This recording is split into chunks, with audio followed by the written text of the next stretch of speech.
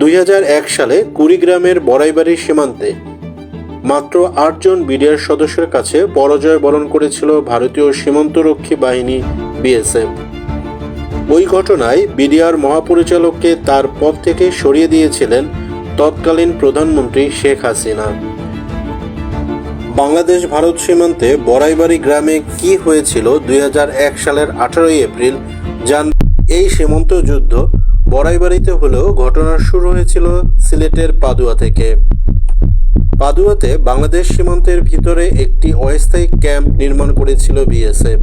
তবে এই বিষয় নিয়ে সীমান্তে কোনো ধরনের উত্তেজনা ছিল না।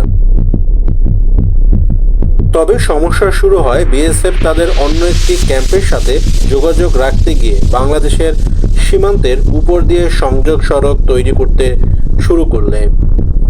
বিডিআর এই সড়ক নির্মাণে আপত্তি জানালেও বিএসএফ তাদের কর্ণপাত করেনি।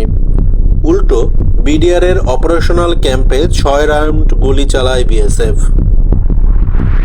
জবাবে বিডিআর বিএসএফ এর ক্যাম্পটি ঘিরে ফেললে 70 জন বিএসএফ সদস্য আত্মসমর্পণ করে ভারতে ফিরে যায়। লজ্জাজনক এই ঘটনার প্রতিশোধ নিতে কুড়িগ্রামের বড়াইবাড়িতে বিডিআর ক্যাম্প দখলের প্রস্তুতি নেয় বিএসএফ। সালটা 2001 এপ্রিলের 18 তারিখ। ভোররাতে স্থানীয় কিছু কৃষক তাদের জমিতে সেচ দিচ্ছিলেন। এমন সময় তারা দেখলেন ভারী অস্ত্রশস্ত্র নিয়ে ধান ক্ষেতের মধ্যে দিয়ে হেঁটে আসছে হিন্দিভাষী কিছু সেনা। তারা হিন্দিতে বিডিআর ক্যাম্পের অবস্থান জানতে চাইলেন। বিষয়টি বুঝতে পেরে কৃষকদের একজন তাদেরকে ভুল ঠিকানা দিলেন এবং ছুটে এসে বড়াইবাড়ি বিডিআর ক্যাম্পে পুরো ঘটনার বর্ণনা করলেন। ওই সময় ক্যাম্পে উপস্থিত ছিলেন মাত্র 8 জন বিডিআর সদস্য। বিডিআর সদস্যরা ঘটনা শুনে গ্রামবাসীদের নিরাপদে সরিয়ে ক্যাম্প ফাঁকা রেখে বিভিন্ন জায়গায় পজিশন নেন। বিএসএফ ভুল ঠিকানা থেকে ফিরে এসে বিডিআর ক্যাম্প খুঁজে পেয়ে তা লক্ষ্য করে গুলি চালাতে থাকে। কিন্তু পাল্টা কোনো প্রতিবাদ না পেয়ে বিএসএফ সদস্যরা ভাবেন হয়তো বিডিআর ক্যাম্প ছেড়ে পালিয়েছে।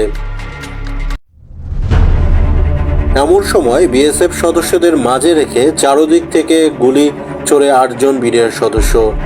বিএসএফ সদস্যরা মনে করেন তাদেরকে চারদিক থেকে ঘিরে ফেলা হয়েছে। তারা দিক বিদিক শূন্য হয়ে এলোপাতাড়ি গুলি করতে করতে পিছনের দিকে যেতে থাকে। ভোর 5টায় যখন প্রচণ্ড গোলাগুলি শুরু হয় তখন গ্রামবাসীদের মধ্যে 12 জন আনসারের ট্রেনিং প্রাপ্ত গ্রামবাসী বিডিআরের সাথে মিলে প্রতিরোধ গড়ে তোলে। 18 এপ্রিল দুপুর পর্যন্ত থেমে থেমে চলে গোলাগুলি। সন্ধ্যায় গোলাগুলির তীব্রতা বাড়লে ময়মনসিংহ ও জামালপুর থেকে বিডিআর সৈন্যরা বড়াইবাড়িতে পৌঁছান। 19 এপ্রিলও সারাদিন গোলাগুলি চলে।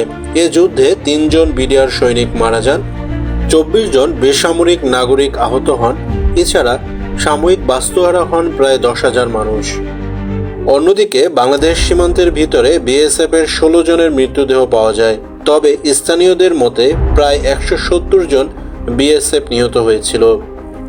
বাকিদের দেহ ভারত নিয়ে গেলেও 16 জনের দেহ রেখে যান বিএসএফ।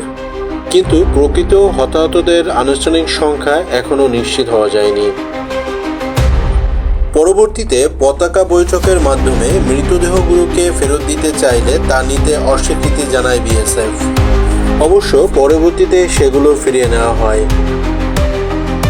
এই ঘটনার পরিপ্রেক্ষিতে ভারত তীব্র নিন্দা জানায়। বাংলাদেশের তৎকালীন প্রধানমন্ত্রী শেখ হাসিনা ভারতকে আশ্বস্ত করেন যে ভবিষ্যতে এই ঘটনা আর ঘটবে না।